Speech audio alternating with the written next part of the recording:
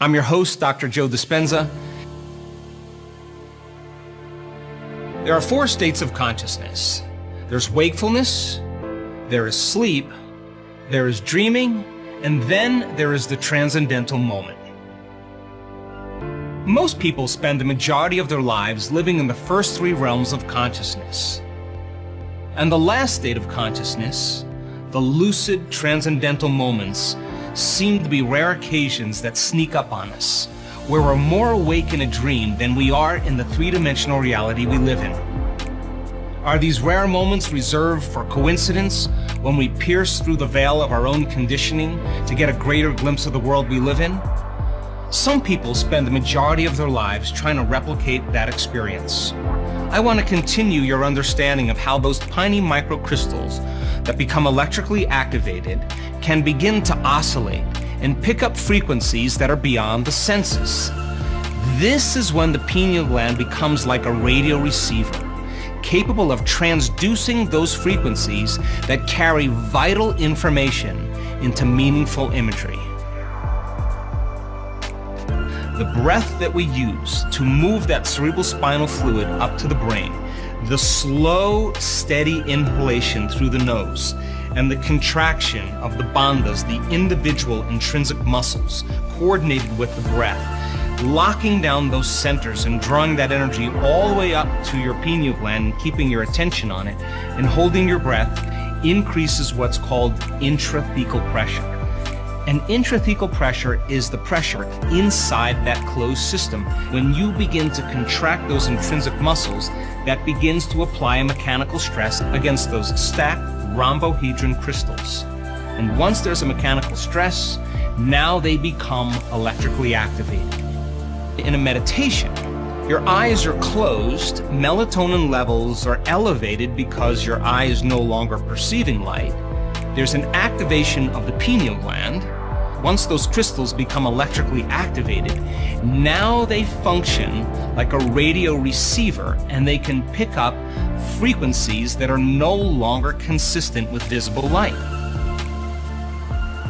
Because once the pineal gland is activated, and now it functions like a radio receiver, and now information in the form of frequency can be received as input into the pineal gland. The pineal gland begins to process it in the thalamus and in the hypothalamus, and the hypothalamus then begins to send signals to the pituitary gland, and the pituitary gland begins to become the output mechanism and begins to release very vital neuropeptides.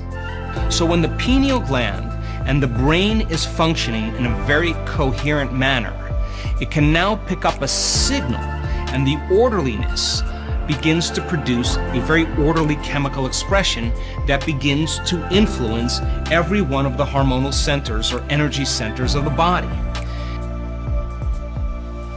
Let's remember what happens when we do the breath. As you begin to move that energy up from those lower centers, once energy makes it to the 4th center, the energy will continue up into the brain.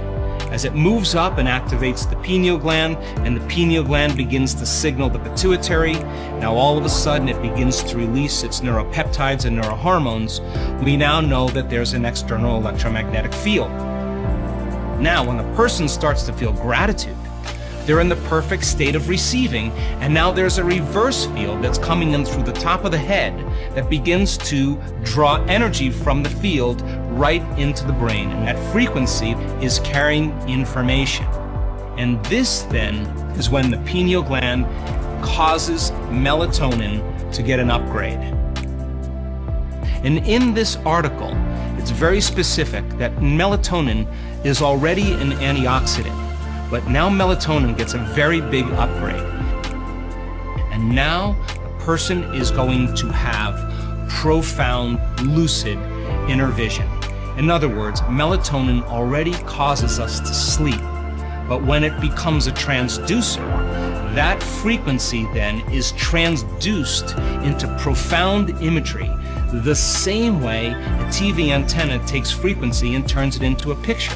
And the pineal gland has been called the 3rd eye because we're having a profound inner vision that is more real than the world we live in. And we can say then, the person is having a full-on sensory experience without their senses. And all of the cells now begin to oscillate and produce more coherent light and information. And we could say in one moment, the person's getting a biological upgrade. Information from the field is literally changing the human operating system. The pineal gland, when fully activated, is a crystalline superconductor that receives information through the transduction of energetic vibrational signals, that's frequencies beyond the senses, the quantum field, into biological tissue, the brain and the mind, in the form of meaningful imagery, the same way as an antenna translates different channels onto a TV screen. And when the pineal gland is activated, now we have information that's being downloaded into our nervous system that's transcendent of our senses. Now, what's the side effect of that? Here comes the profound mystical moment. You now may have the experience of moving from space-time to time-space, where all of those dimensions exist. Now you may have the experience of coming out of your body, traveling down a long tunnel of light, your body being filled with energy that you are now perceiving. You may experience a past, present, or a future life that's all happening in the eternal now. When the pineal gland becomes activated, it literally begins to transduce powerful frequencies into meaningful imagery. Now, what's the side effect of that? When the person returns back to their senses, we don't see things how they are. We see things how we are. And since experience enriches the brain, and it does, and experience produces an emotion in the body, when the person comes back to their senses, now their brain is wired to perceive what has always existed, but they didn't have the circuits to perceive. And in a sense, our spectrum of reality is broadened.